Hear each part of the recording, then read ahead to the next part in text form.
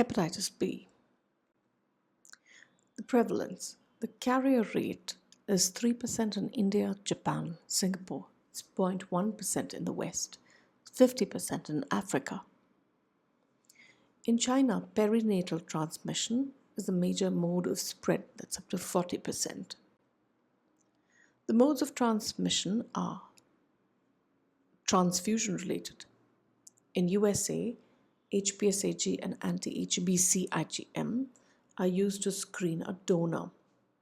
So transfusion-related hepatitis is only 1 in 300,000, but in places where only HPSAG is used to screen for a blood donor, the transmission is 1 in 17,000.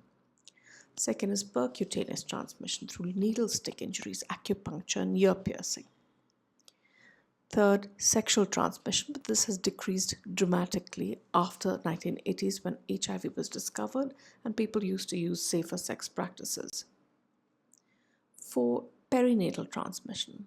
This depends on the HBe antigen status of the mother and the HBV DNA levels of the mother. If HBe antigen is positive, there is an 85 to 90% transmission. If negative, it's 30% transmission. If higher DNA levels, there's a higher transmission, but intrauterine transmission is rare. Breastfeeding is allowed in hepatitis B positive mothers. LSCS does not lower the risk for transmission. All neonates should get hepatitis B vaccine along with hepatitis B immunoglobulin, which is shown to reduce transmission by 90%. In the healthcare setting, transmission is by needle stick injuries, hemodialysis, and by transplant. Hepatitis B vaccines. There are two types, plasma-derived vaccines and recombinant vaccines. There are two brands, Engerix, which is given in age less than 19 years, 10 micrograms or 0.5 ml IM into the deltoid at 0, 1 and 6 months. You double the dose of the patient is more than 20 years old. Recombivax HB is given at half the dose, that is 5 micrograms, 0.5 ml IM at 0, 1 and 6 months. If age is less than 20, if age is more than 20, you double the dose. You give 40 micrograms in a dialysis patient, and those are immunosuppressants. 40 micrograms of Engerix B and 40 micrograms of Recombivax HB. You monitor the anti-HBs level annually for a patient who's taken vaccine, and if the levels go less than 10, you have to give them a booster. Positive response is seen in 95%, which the titers will rise more than 10 units. You always give it in the deltoid, and in babies you give it in the thigh. If they're not responding, give a booster, but if still not responding, check the HPSAG again. The serology tests. HBs antigen, if it's positive for more than 6 months, you call it a chronic infection. The appearance of anti-HBs marks the recovery. Chronic carrier state will have HBsAg positive and anti-HBs positive and also anti-HBe antigen positive, anti-HBe positive. HBs antigen appears 1 to 10 weeks post-exposure. If they recover, HBs antigen becomes negative, anti-HBs becomes positive. The HBC antigen is intracellular, and only anti-HBC can be detected. Sometimes this is the sole marker of hepatitis B in a window period. That is when your HBs antigen is negative and your anti-HBs is also negative. In endemic areas, acute infection is usually a reactivation of a chronic infection. HBe antigen. This is a marker of replication and infectivity. It is associated with a higher HBV DNA level. Anti-HBe can persist years after recovery. In chronic hepatitis B, HBe antigen can persist for decades. Past hepatitis B infection is tested by anti-HBs and anti-HBC total. The phases of acute hepatitis B are subclinical phase, anicteric phase, and acute liver failure. The clinical features of acute hepatitis B. There could be an incubation period of 1 to 4 months. The prodrome could involve myalgia, malaise, nausea, vomiting, abdominal pain. And then the icteric phase would last about 10 days after the prodrome. The ALT can be 1000 to 2000. During recovery, ALT will reduce first and then only the bilirubin comes down. This usually happens in the 1 to 3 months. On examination, you can have icterus, mild tender hepatomegaly, a spleen which is in 10%, 90% of infants and 5% adults develop a chronic infection. Extrahepatic manifestations. Polyarteritis nodosa. 10 to 50% of patients with polyarteritis nodosa are hepatitis B positive. Glomerulonephritis. Membranous glomerulonephritis is the commonest form. You can have mixed cryoglobulinemia. You can have a particular skin problem called papular acrodermatitis, also called Gianotti-Crosty disease. This is usually seen in children less than 4 years and it's associated with HBs antigenemia. There can be aplastic anemia as well. Hepatitis B in children. Most cases are perinatal transmission, especially when the mother has a high titer of HBV DNA and HBe antigen positive. 90% of children will develop chronic hepatitis, and that increases the HCC risk. Acute hepatitis B constitutes 10% of childhood hepatitis. 25% have extrahepatic manifestations like arthralgias, papular acrodermatitis. This papular acrodermatitis is a red maculopapular rash that happens on face, buttocks, and limbs that lasts for about 15 to 20 days. Patients on dialysis. There's an increased risk for hepatitis B, and they're usually HBe antigen negative and HBV DNA positive with a normal ALT and minimal changes on liver biopsy. However, post-renal transplant, there's a rapid progression to cirrhosis and increased HCC risk and death from liver failure. Presumptive treatment with lamivudine or tenofovir reduces the risk of reactivation. Co-infection with HIV is seen 6 to 10% in the West, 10 to 25% in countries where HBV is endemic. The cause of HBV: low level of ALT but a high HBV DNA, low rate of HBe seroconversion, is a higher rate of cirrhosis. But the course of HIV is not altered. Flares of hepatitis and liver failure do occur in patients getting heart. Hepatitis B is a lifelong disease.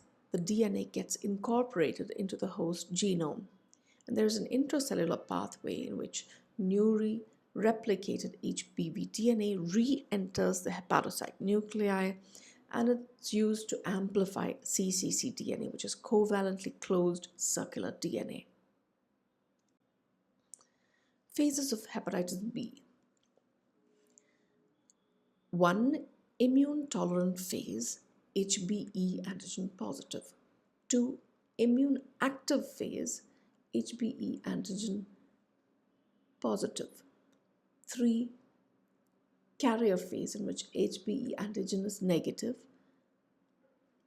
4. Immune active phase, in which HBe antigen is negative. And 5 is occult. The very first phase is immune tolerance. So HBV DNA is very high, more than 1 million. And ALT is normal. There is minimal liver damage. We don't treat this phase unless the patient is more than 30 years or the patient has advanced fibrosis or cirrhosis. Then you have the immune active phase in which HBe antigen is positive. The HBV DNA is high and the ALT is more than the upper limit of normal. we treat all of these patients. Then you have a carrier phase in which HBe antigen is negative, anti-HBe antigen is positive, HBV DNA is usually less than 2000 units, and the ALT is normal. Immune active HBe antigen phase, it's active because the ALT is going up. So there's a high ALT, HBV DNA is also elevated, and there is liver inflammation. Occult phase, the only thing positive is an anti-HBC total. The EASL guidelines for treatment of hepatitis B. If the patient is HBsAg positive as a chronic HBV infection, first you have to look for advanced fibrosis or cirrhosis. If it is present, if the cirrhosis is present, then you check an HBV DNA, and if it is detectable or positive, you have to start anti-HBV treatment, give it lifelong. If the HBV DNA is negative, you just have to monitor them. If the patient does not have cirrhosis or advanced fibrosis on a FibroScan, you check the HBV DNA anyway.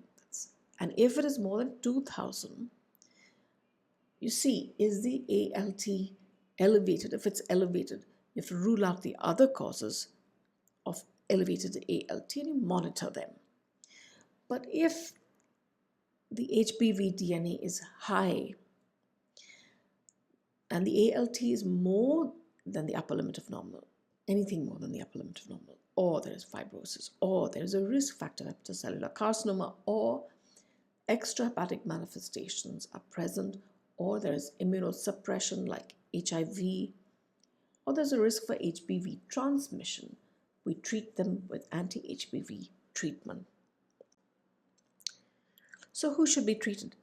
HBV DNA more than 2000 if there is evidence of necrosis like ALT elevation, moderate necroinflammation on the liver biopsy, plus a fibrosis, any fibrosis, positive or minus. If there is cirrhosis, compensated or decompensated, if the HBV DNA is detectable, we treat irrespective of the ALT. Very high viral load, more than 200,000, plus the ALT more than the 2 times the upper limit of normal, then we treat them. And all special groups we treat, like pregnant women, get it from 24 to 28 weeks. We give them TAF.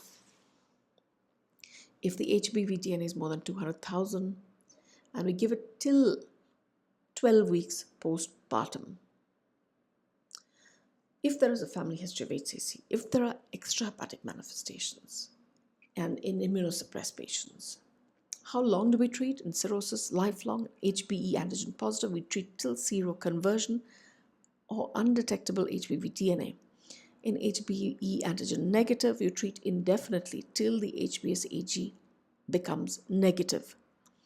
You monitor if the patient is on treatment, HBV DNA every 3 to 6 months, and HCC surveillance is done every 6 months with renal monitoring if the patient is on TDF. If not on treatment, ALT is checked every 3 to 6 months, and HBV DNA is checked every 6 to 12 months. The new viral biomarkers are HBV RNA, CCC DNA, and HB core-related antigen. Medicines that we use are Entecavir, which is effective in suppressing adenovirus-resistant HBV in vitro. HBe antigen positive studies shown that Entecavir versus lamivudine, there was